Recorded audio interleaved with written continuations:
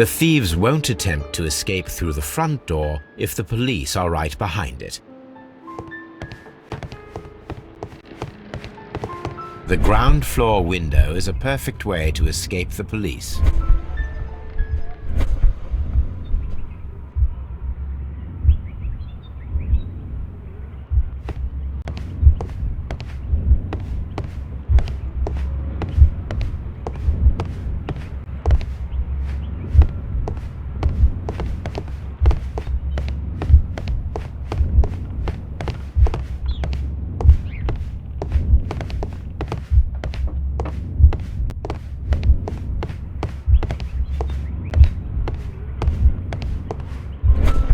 Although this window is high above the ground, it would be possible for one of the thieves to attempt to use it for their escape.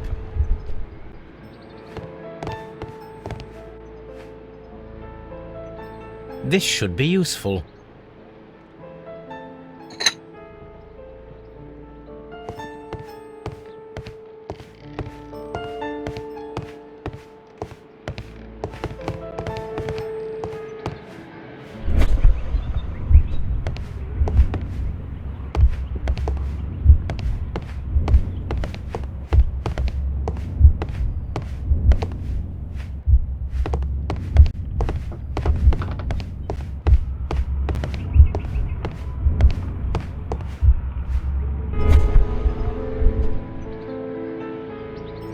This hatch leads to a cellar.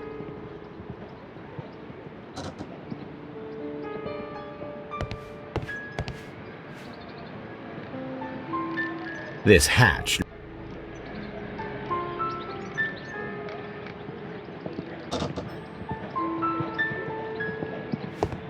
This door is a perfect means of escape in an emergency.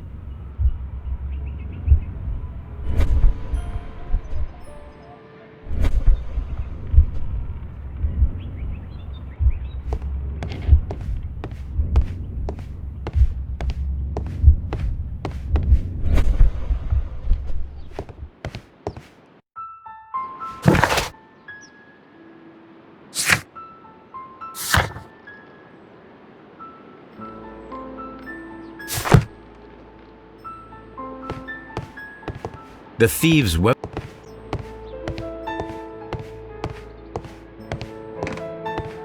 The ground floor window is a perfect way to escape the police. This works very well. No one will escape through this window now.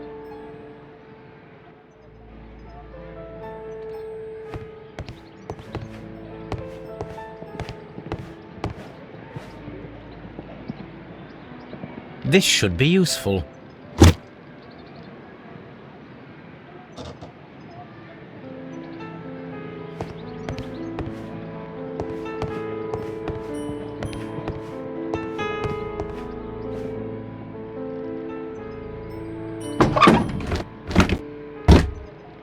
There is no ladder. If anyone falls here, he will need assistance to get out.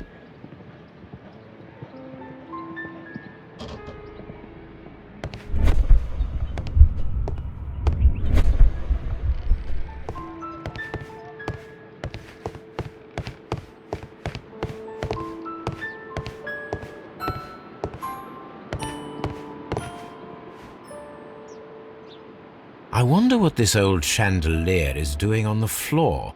It looks as though it was poorly attached. I suppose that the thieves already tried to open the lock with this formidable hammer, but they were unsuccessful.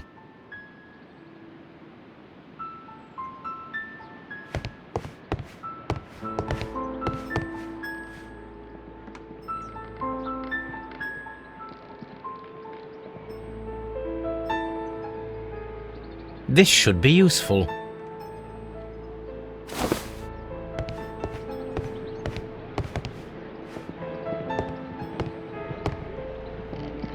Now, it's not an open hatch, just a nice carpet on the floor.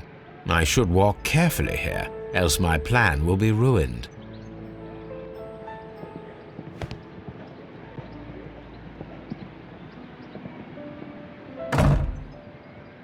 The door is now blocked.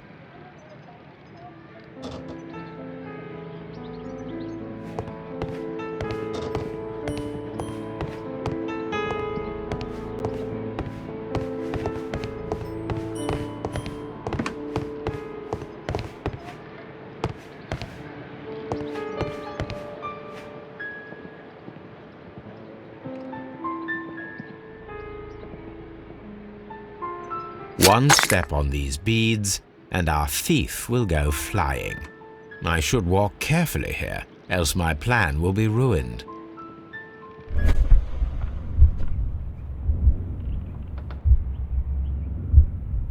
Any thief who finds his way upstairs will roll down very quickly. Now, if a thief runs through the kitchen, he'll pay a surprise visit to the cellar.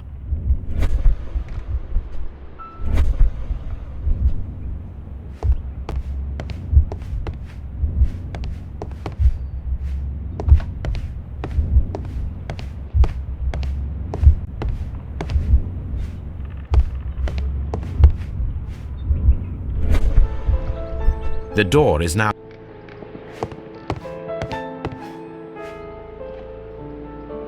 I wonder... I suppose...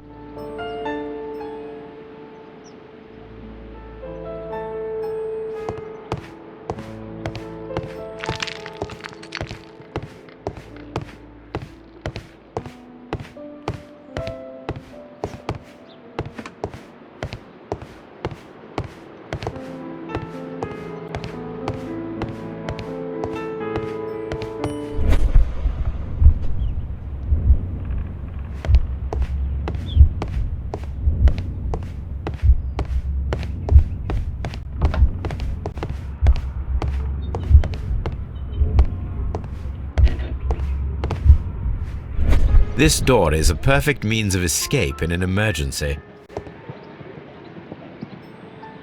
This should be useful.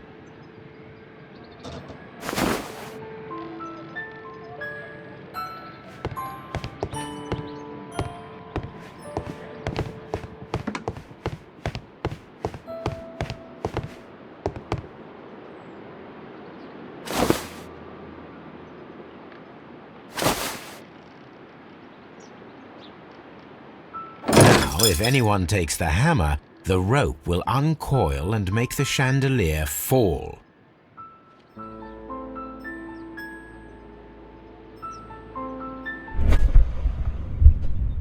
If he runs through the dining room and takes a sledgehammer to force open the door, the chandelier will knock him down. The traps for my circus companions are all prepared. I can leave now, but I'll return later with Charles Foley and his companions.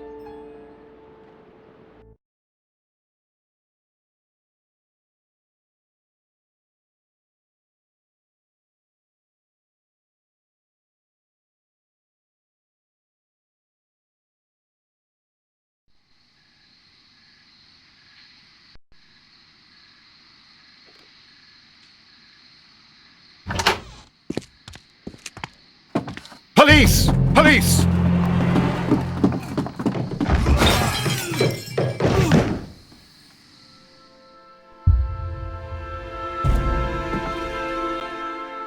Stop where you are! Where are they? Trapped, Watson, with your assistance. How so? Oh, you sounded just like a real Bobby, my dear fellow. You startled them into the traps. I did? I assure you, Watson, it was quite an entertaining show. They will not escape the house now. You scum! And this is the pistol used for the murder in Half Moon Street. How'd you know about that? Have you closed the case yet, Sherlock? Mycroft, what are you doing here? Did you follow me? Sherlock, it may seem that I used you, but you should be pleased to know that you have served our Queen well, in this instance. So now, let us catch the big fish. But this man is not one of the merry men. No. Then why exactly are we here, Sherlock? This gentleman, Charles Foley, has been involved in a double murder, and the hunter of a set of valuable antiques, the Hellenistic treasures, which disappeared in a theft many years ago. You're no better than the coppers.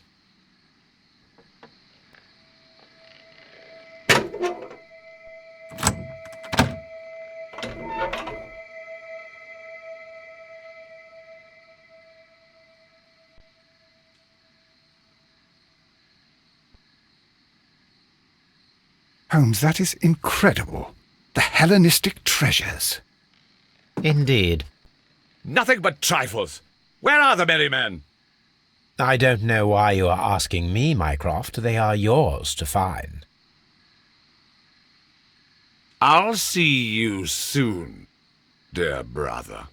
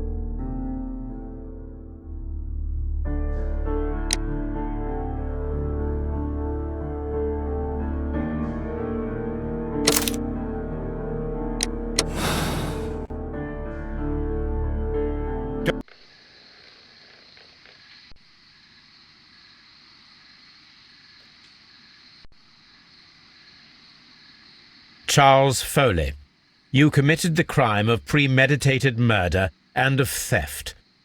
You will be severely punished for your deeds. You are pitiful, you Scotland Yard dog. Save your words for the gallows. I am sure the journalists will love them. I shall leave now, Watson. Gentlemen, please take our friends here into custody.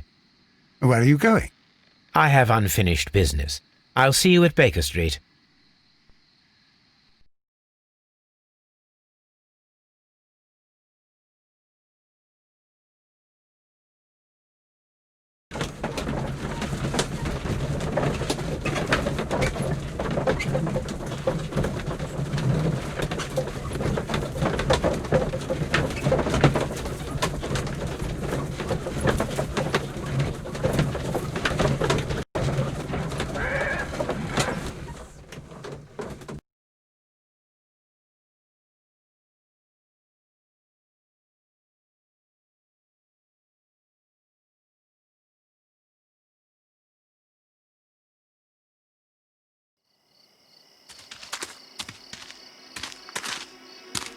Be careful with the lamps. Don't bring them too close to the barrels. Good evening, gentlemen. Who's there? That is of no importance. What matters is who you are and the plans that you have here. So you can stop us from carrying them out? Eventually, yes. Hey, careful. You'll blow us all up. I'm listening. We are a group known as the Merry Men. But I suppose you knew that already. We are the men who've already lost everything of value in their lives.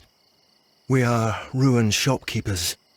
We are workers who were fired from their jobs. Honest people who were robbed. We were forced out from our homes and thrown onto the street. And all of this in the name of the so-called law. The laws that were set out by our government. The laws that make the commoners only more vulnerable and the wealthy more protected. We are not only from the British Empire. Some of us are from the New Lands, America, Australia, and we are many. But men we are still, and we are merry for that we stopped being afraid. For those powers that be had done their best to plant the fear inside our souls, and we accepted it so easily. The fear advised us to keep our heads bowed. It prevented us from fighting.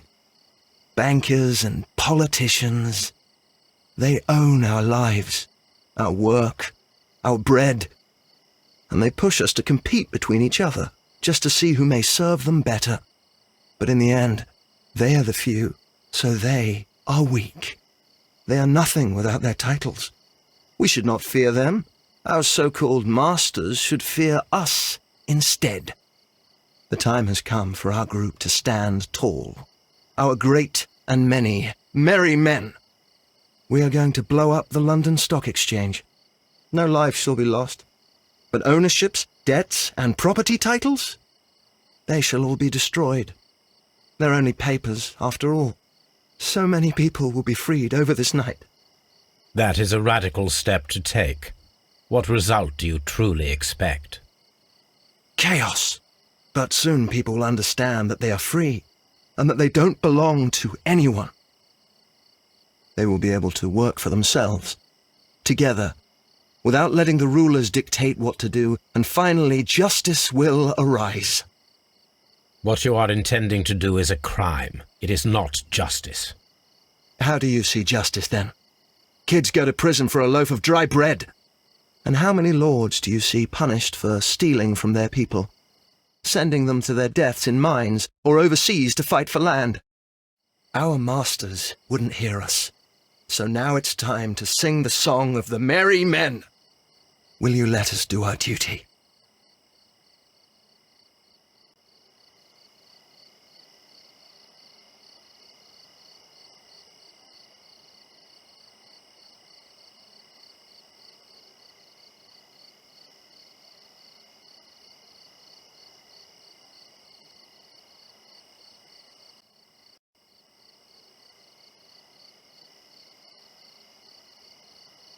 When the law serves only the few, it can no longer be trusted. Every man is equal, and he has a right to choose his own way. I shall not stop you.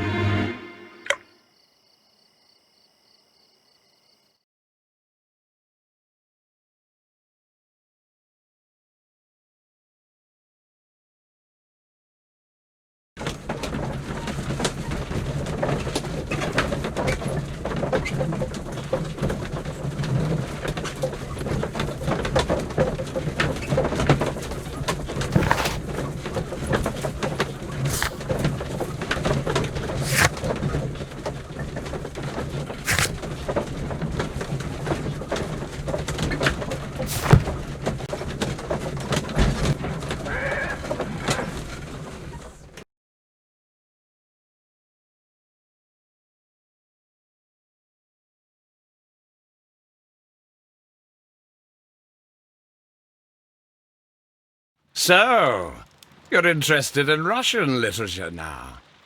Quite, lately. It is an interesting book. I remember a few lines. Really? I tried reading it myself, but I had a hard time understanding it. Yes, Doctor. It's about intelligence. Sherlock, I vaguely recall one of the lines. Sometimes it takes something more than intelligence to act intelligently. There were also a few words along the lines of, pain and suffering are always inevitable for a large intelligence and a deep heart. Tell me, Doctor, does my brother show any signs of pain or suffering? Not that I know of. Because you see, Doctor, behind all of his masquerade, my brother does possess a deep heart. So deep that he does not recall where he places his love. Well, I'm sure that... His love and his duty that, in the first place, should be directed towards the Empire. For without it, we would be nothing. A country filled with uncivilized men. I should leave now. Sherlock, Dr. Watson. Holmes, what just happened? What was that? The start of a new world. Anything in the post, Watson? Any clients worthy of our attention? Only a second reminder from Mrs. Hudson about our new neighbour. She urges you to remove your... Oh, I don't care about that. Holmes, the lady who will be moving in shortly has requested the use of our spare room to place all of her boxes. Wait, what? A lady?